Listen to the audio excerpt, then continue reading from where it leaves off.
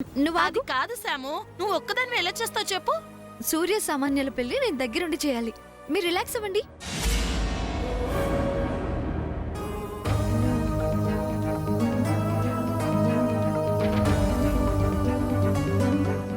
సూర్య ఏంటి ఇంకా రాలేదు? సూర్య,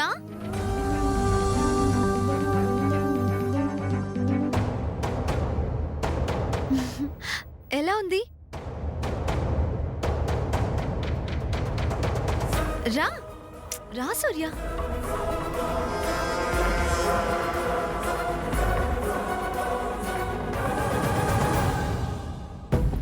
రా.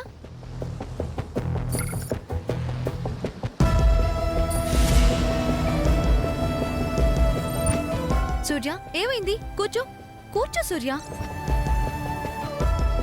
అలా చూస్తావేంటి? సామాన్య పక్కన కూర్చో. ఏంటి ఈ ఐడియా, ఈ ప్లాన్, ఈ అరేంజ్మెంట్స్ అన్నీ నీ పనేనా? ముందు నువ్వు కూర్చో సూర్య, కూర్చో.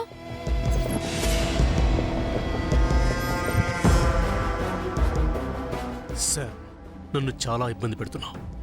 ఎందుకు ఇలా చేస్తున్నావు? అంతా మంచి జరుగుతుంది. సామాన్యతో పెళ్ళైపోతే నీ మనసు సెటిల్ అవుతుంది. సామాన్య కూడా చాలా సంతోషిస్తుంది.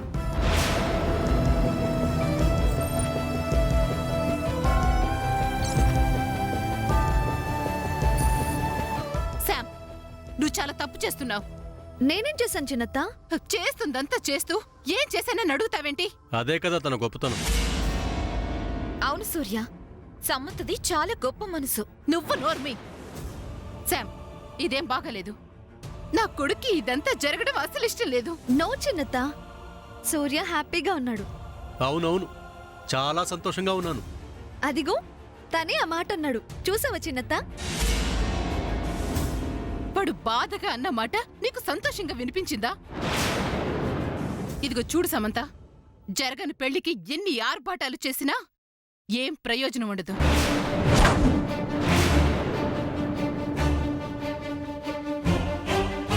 అబ్బా చెల్లి, కన్న తల్లిగా దగ్గరుండి నువ్వు చెయ్యాల్సిన పనులని చెయ్యకపోగా పాపం శామ్ నిండు మనసుతో ఇవన్నీ చేస్తుంటే ఇలా మాట్లాడటం ఏమైనా బాగుందా? ఏమీ బాలేదు. అవునవును, నిండు మనసు, నిండు హృదయం ఇలాంటివన్నీ శామ్కే వర్తిస్తాయి. థ్యాంక్ యూ సూర్య. నీకేం అర్థమైందని థ్యాంక్స్ చెప్తున్నావు? సమంతకి అన్నీ బాగా అర్థం అవుతాయి సూర్య. ఆంటీ, సూర్యకి బట్టలు పెట్టాలి కదా, ఇలా రండి. మై గాడ్ రాజీ, ఇలాంటి ఫార్మాలిటీ ఒకటి ఉంటుందని ముందుగా నాకెందుకు చెప్పలేదు? నో ప్రాబ్లం ఆంటీ, సూర్యకి నేను బట్టలు తీసుకొచ్చాను.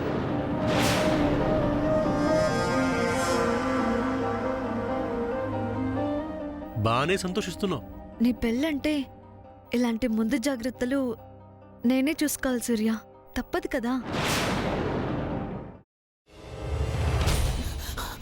నువ్వు ఇంకేమన్నా చెప్పాలా? ఇంకేమన్నా అబద్ధం చెప్పాలనుకుంటే చెప్పేయి. నేను చూడాలనుకుంటున్నాను నన్ను మోసం చేయడానికి నువ్వు ఎంత నీచానికి దిగజారగలవు అని. ఎందుకు ఆలియా, ఎందుకు నువ్వు ఇలా చేసావు? నీకు తెలుసు కదా నానమ్మ తర్వాత నీ ఒక్కదానిని కదా నేను పూర్తిగా నమ్మేది. ఏమన్నావు నువ్వు? ఈ మధ్య అన్నిటినీ మర్చిపోతున్నావా? అది చాలు. వాటిలో ఉన్న శక్తి విషయాన్ని గ్రహించి మనకు వివరిస్తాయి.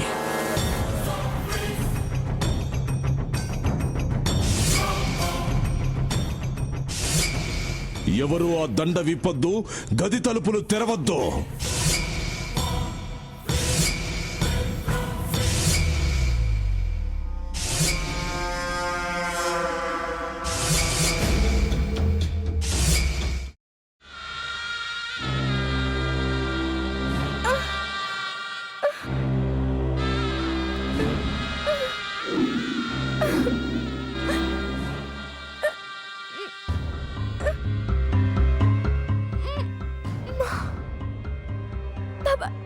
వద్దు బాబాయ్, నేను చేయొద్దు బాబాయ్, ప్లీజ్ బాబాయ్.